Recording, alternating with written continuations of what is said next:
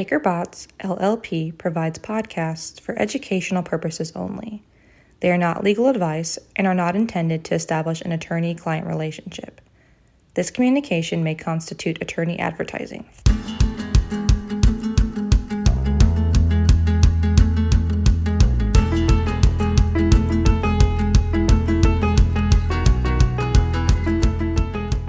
Welcome to the Lawful Influence podcast, where we pull back the curtain on legal issues in the world of campaign finance and lobbying. I'm your host, Sterling Marchand, coming to you from Washington, D.C. In this episode, we're going to cover solicitations for political action committees.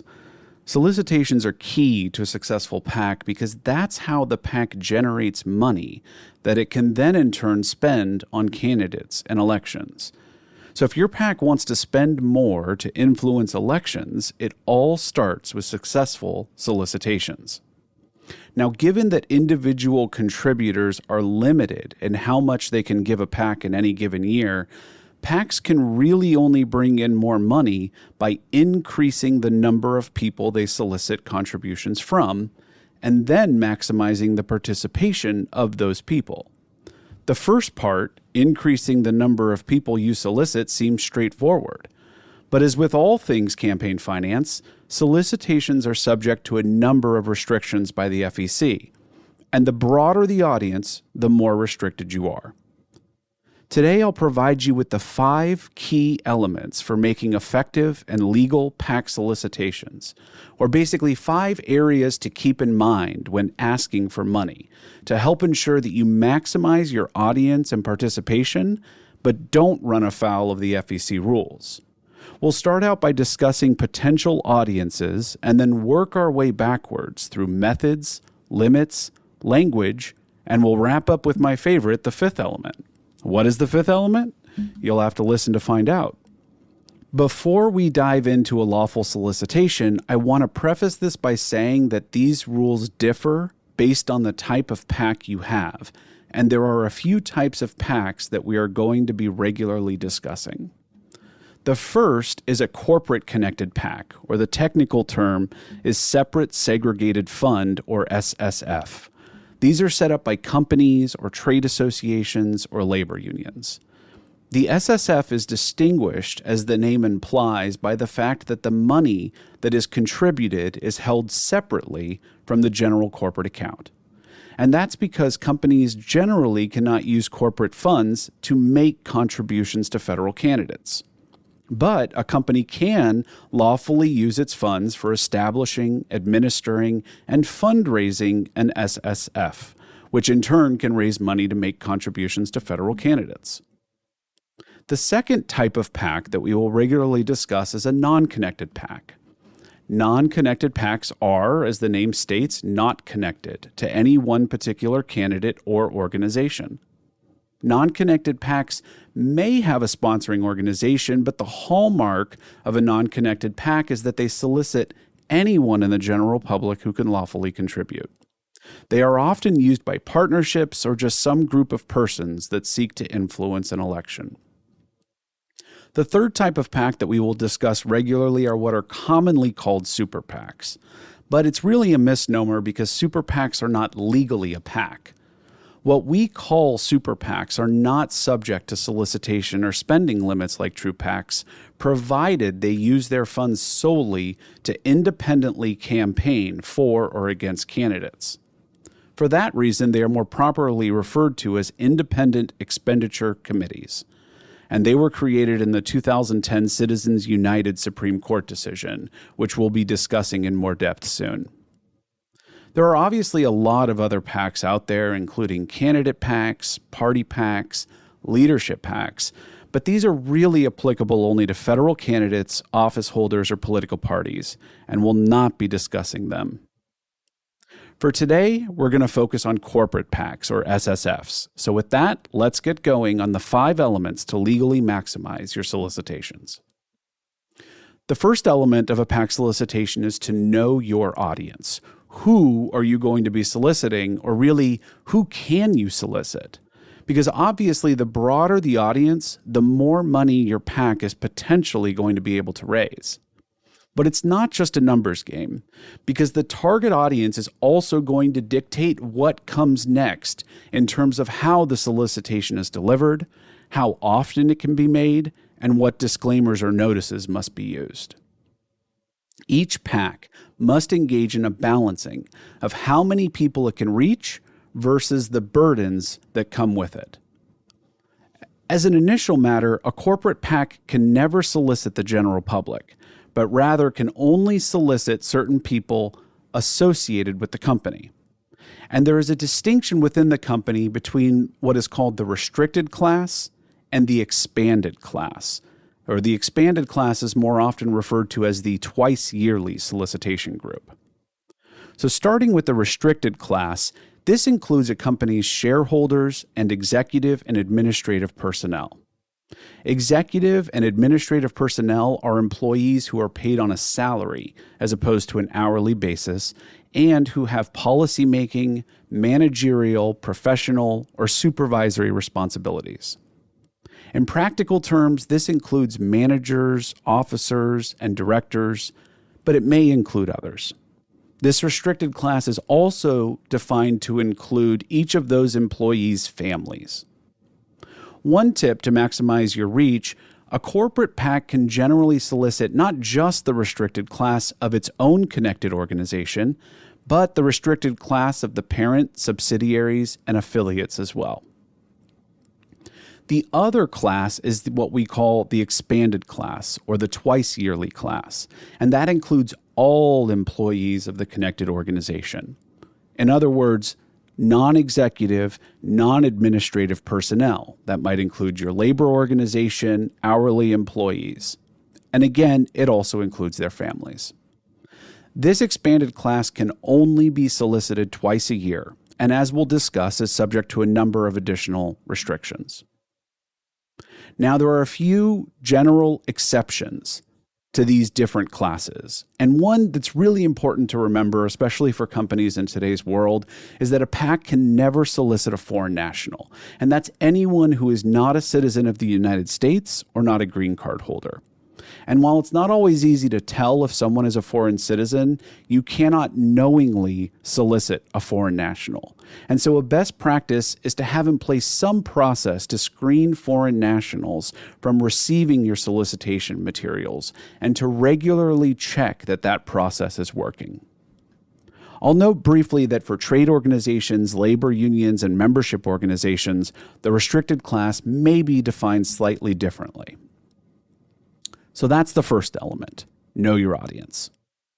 Once you know who you can solicit, you need to consider your solicitation methods, and that's the second element. It may seem intuitive that if you want to get the most out of your solicitations and bring in the highest number of contributions, you should just solicit your expanded class.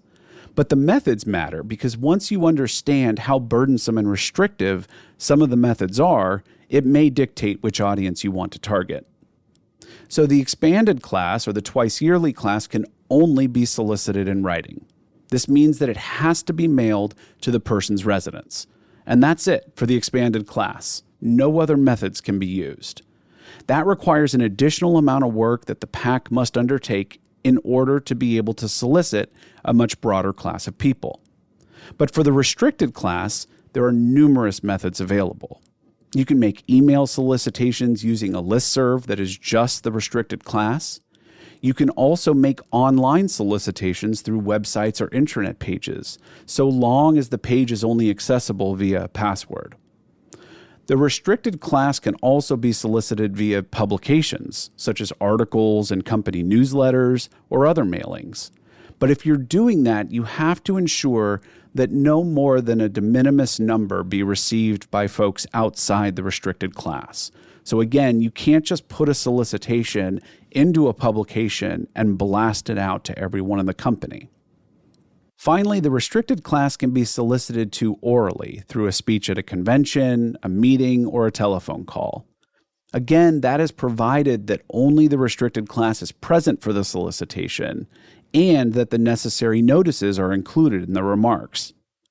In some ways, they can be awkward to include a disclaimer when orally giving a presentation, But this method can be very effective if, for example, your company is holding a shareholders meeting and you have all of your restricted class in one place. The third element of a successful and legal solicitation is to know your limits. Now, as we've discussed, there are limits on how much an individual can contribute and what a PAC can accept from contributors. But before that even comes into consideration, there are certain limits on what corporate PACs can even ask for in a solicitation, and that's what we're discussing here. First and foremost, contributions to the corporate PAC must be voluntary, and to ensure that it is voluntary, the solicitation must never use force or threats, including job discrimination or financial reprisal. That also extends to dues or fees that are mandatory for employment. A PAC cannot use mandatory fees as a contribution to the PAC because that is not voluntary.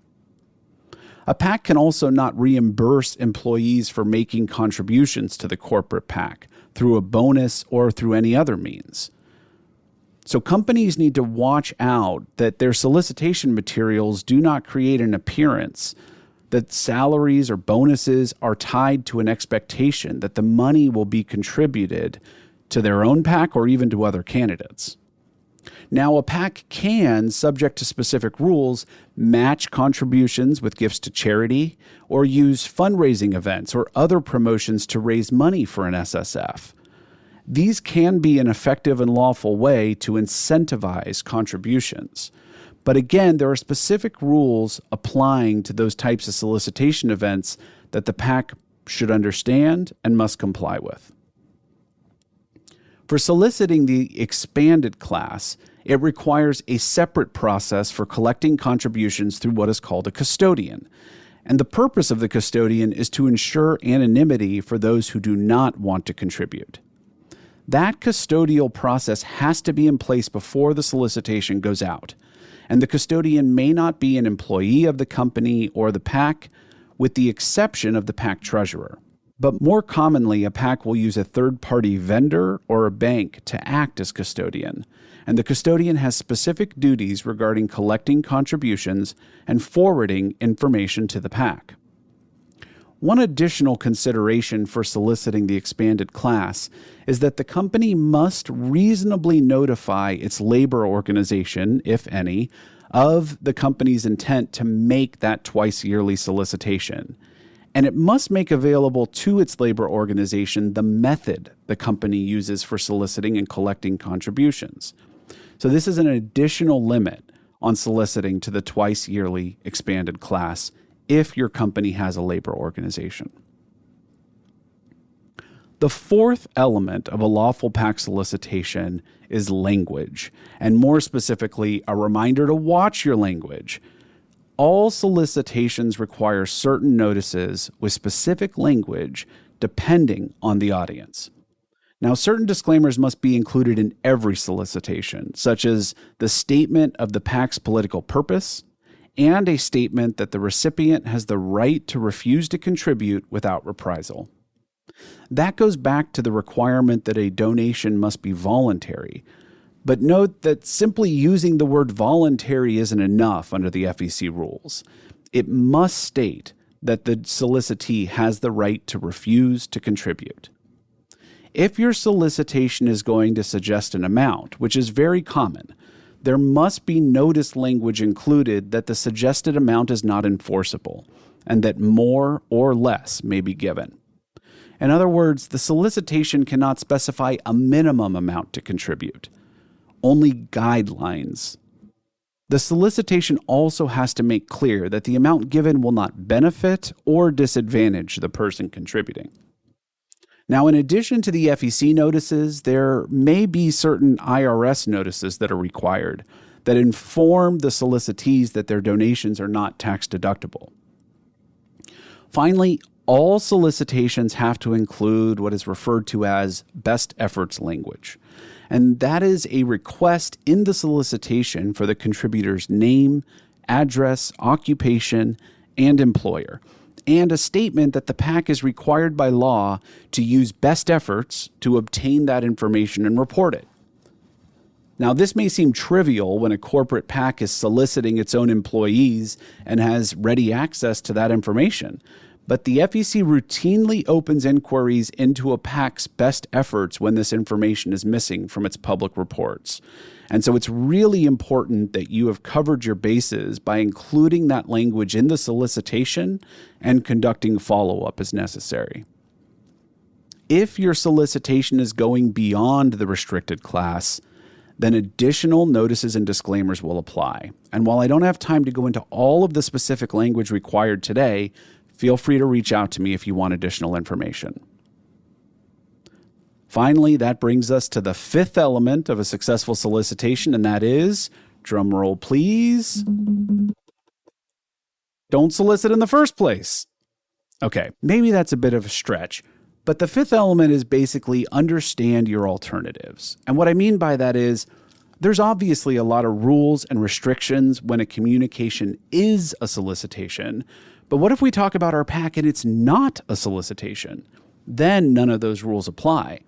So is there a way for a company to communicate about the PAC without it being a solicitation? Yes. And knowing the line between solicitation and not a solicitation is that critical fifth element. So what is a solicitation? Obviously, a straightforward request to give money to a PAC is a solicitation. But the FEC has also found that any publication of the PAC's right to accept contributions is a solicitation.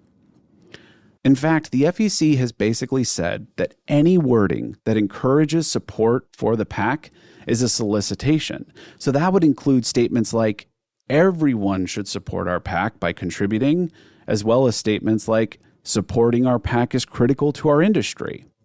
Both of those statements would constitute a solicitation, and all of the restrictions that we've just talked about would kick in. The flip side is that a communication that does not encourage support for the PAC or facilitate making contributions are not solicitations. And so this actually gives you a fair amount of room to talk about the PAC to a broader audience without it constituting a solicitation. For example, a PAC can provide straightforward facts about the existence of the PAC, when it was created, why the PAC was created, how much money it's raised in different years, how many candidates it supported, which candidates it has supported, and how the money was otherwise spent.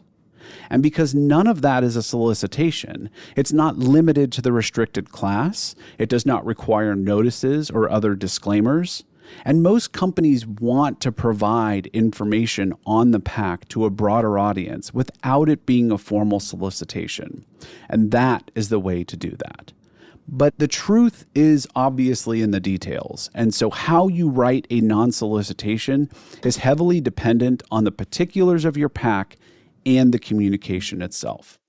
So that's the 5 elements of a lawful, successful PAC solicitation. Know your audience, know your methods, know your limits, watch your language, and know your alternatives. That's all for today. I hope you enjoyed this episode. If you have any follow-up questions or you want to know more, my contact information is in the episode notes. Until next time, I'm Sterling Marchand. Thank you for listening to this Baker Botts podcast. Baker Botts has the experience, knowledge, and people to solve our clients' most significant legal issues. For more information on Baker Botts practices, please visit us at bakerbotts.com. This presentation is provided by Baker Botts LLP for educational and informational purposes only. It is not legal advice and is not intended to establish an attorney-client relationship. Under the rules of certain jurisdictions, this communication may constitute attorney advertising.